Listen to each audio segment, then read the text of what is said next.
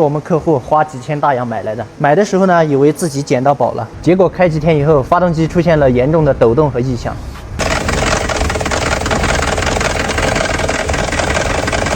故障代码呢是这个 P0017，凸轮轴位置、曲轴位置相关性能。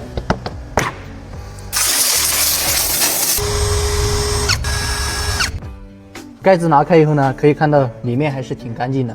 像这些链条、链轮都是全部才搞过的。车子顶起来一看呢，原来是换过发动机总成的。本来是挺自信的，看到这一幕不禁陷入了沉思。故障代码呢报的是排气的这一边，这个链轮的间隙还是挺大的。像这种异响不只是链轮这么简单，还要检查一下发动机里面有没有磨损、泄压的情况。看到没？这个凸轮轴瓦盖也是严重拉伤。凸轮轴瓦盖都拉成那样，下面的话肯定也好不到哪里去。 现在我们把它油底壳拆下来，看看有没有意外的收获。这个油底壳里面全是磨损下来的铝粉。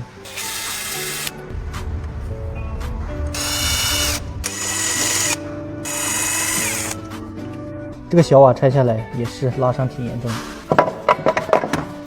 现在拆开，我们手动盘一下，看一下这个异响的来源。 细心的兄弟估计早就看出问题来了，看到没有？这么大的间隙，这个链轮也坏得太严重了，跟凸轮轴已经分家了。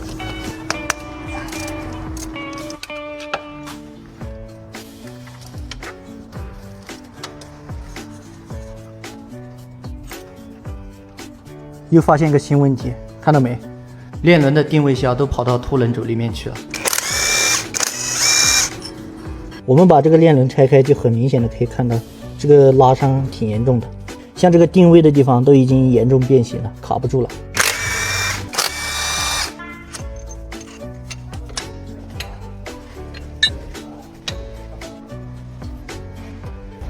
哎，坑爹啊！现在我们要研究怎样把这个定位销给它拿出来，不可能让客户换总成吧？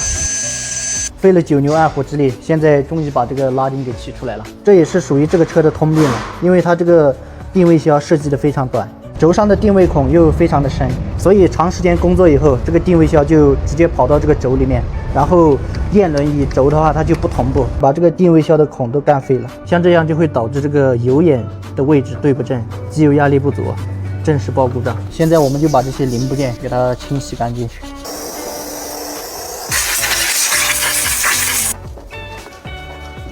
像这些有轻微拉伤的凸轮轴瓦盖，我们用砂纸给它打磨一下，也不影响使用。这个机油棒也要拆开检查清洗一下里面，以免上气造成机油压力不足的情况。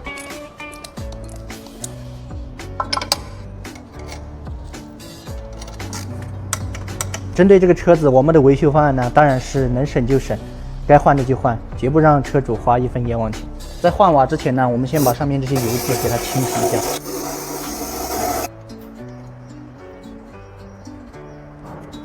看这个小瓦拉伤还是挺严重的。现在我们把新瓦给它装上去。安装的时候，凸起的部分对准上面的缺口，然后我们用硬油均匀的涂在这个曲轴的摩擦面上。现在我们把瓦盖装上去，看一下它的齿合面。安装的时候瓦扣对瓦扣，它上面有定位销的，也装不错。螺丝打上标准扭矩，手动盘几圈。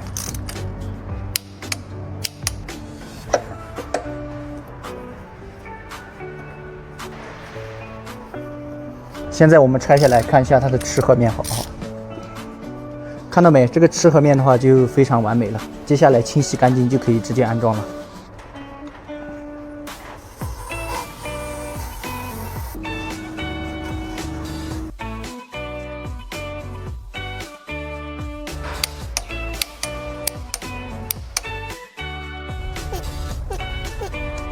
这个凸轮轴上面有记号 ，EX 装在排气侧。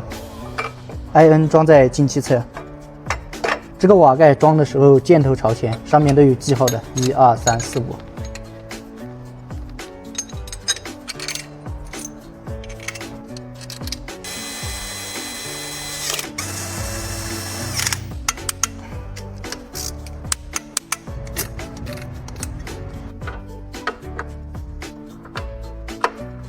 这个链轮直接给它干进。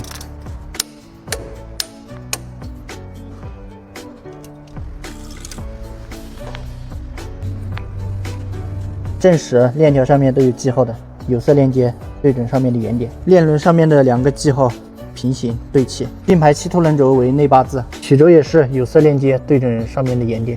全部对好以后呢，拔掉顶链器，手动盘几圈。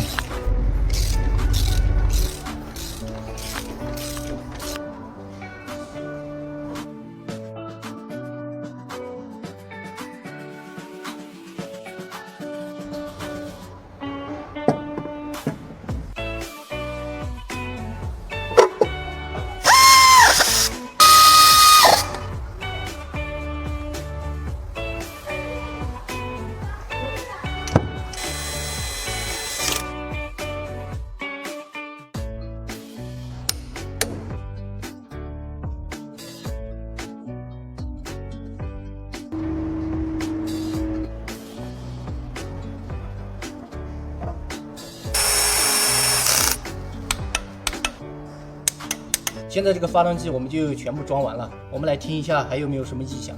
好，来起档。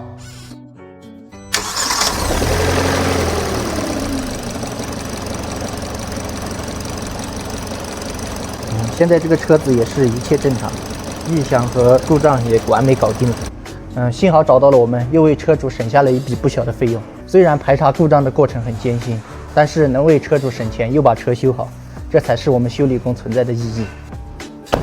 经过我们的路试，现在车子也是一切正常。在这里提醒屏幕前的你们，虽然二手车很